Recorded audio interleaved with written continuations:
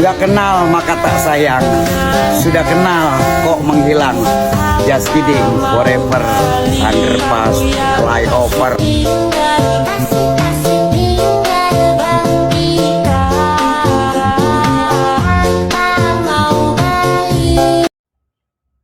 Assalamualaikum warahmatullahi wabarakatuh. Perkenalkan, nama saya Cika Destri Prisciliana, saya dari kelas PGSD semester 1. Pada video ini, saya akan menjelaskan tentang studi antropologi dalam mengidentifikasi hambatan belajar konstekstual. Pertama, kita perlu tahu dulu apa itu pembelajaran konstekstual. Pembelajaran konstekstual adalah cara belajar yang mengaitkan materi pelajaran dengan kehidupan sehari-hari siswa. Jadi, siswa tidak hanya menerima materi dari guru, tapi memahami pelajaran karena berhubungan langsung dengan pengalaman mereka di lingkungan sekitar. Namun, dalam praktiknya pembelajaran konstekstual ini tidak selalu berjalan dengan lancar. Banyak penelitian menunjukkan adanya hambatan dalam proses belajar. Misalnya, siswa sulit menghubungkan materi pelajaran dengan kehidupan nyata. Guru kesulitan menentukan strategi yang tepat, serta keterbatasan media pembelajaran yang sesuai dengan konteks siswa. Disinilah studi antropologi pendidikan memiliki peran penting. Antropologi adalah ilmu yang mempelajari manusia, budaya, dan kehidupan sosial. Dalam dunia pendidikan, antropologi membantu kita memahami bahwa cara siswa belajar sangat dipengaruhi oleh latar belakang budaya, lingkungan, keluarga, dan kebiasaan sosial mereka. Di setiap siswa memiliki pengalaman hidup yang berbeda-beda. Ketika materi pelajaran tidak sesuai dengan realitas kehidupan siswa, maka siswa akan kesulitan memahami pelajaran tersebut. Oleh karena itu, melalui pendekatan antropologi, guru dapat mengidentifikasi hambatan belajar konstekstual yang bukan hanya berasal dari kemampuan akademik, tetapi juga dari faktor sosial dan budaya. Jika dilihat dari sudut pandang filsafat pendidikan, ada beberapa landasan penting yang mendukung kajian ini.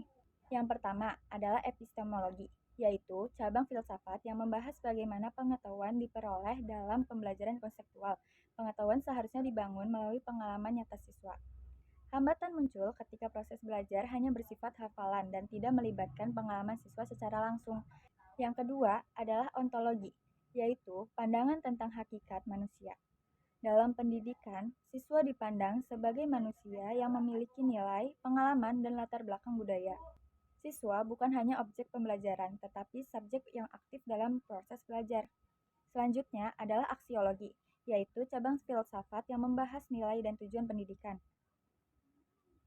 Pembelajaran konstekstual tidak hanya bertujuan untuk meningkatkan nilai akademik, tetapi juga menanamkan nilai sosial, moral, dan kemanusiaan. Dengan memahami budaya siswa, pembelajaran dapat menjadi lebih bermakna dan bernilai bagi kehidupan mereka. Selain itu, pendekatan fenomenologi juga digunakan untuk memahami pengalaman subjektif siswa. Melalui pendekatan ini, guru dapat melihat secara langsung kesulitan belajar yang dialami siswa berdasarkan pengalaman mereka sendiri, bukan hanya berdasarkan hasil nilai atau tes.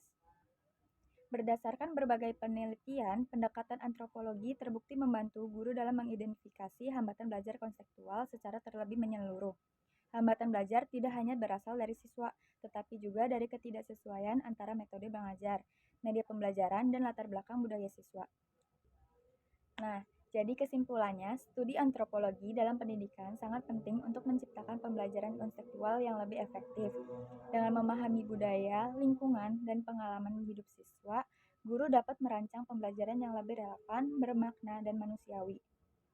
Pembelajaran tidak hanya berfungsi untuk mentransfer pengetahuan, tetapi juga membantu siswa memahami makna belajar dalam kehidupan nyata mereka. Itulah tujuan utama dari pembelajaran konstekstual yang berlandaskan studi antropologi pendidikan. Sekian penjelasan yang dapat saya sampaikan, kurang lebihnya mohon maaf. Wassalamualaikum warahmatullahi wabarakatuh. Aku pilus neng Kediri, wong tulus pamit mundur diri.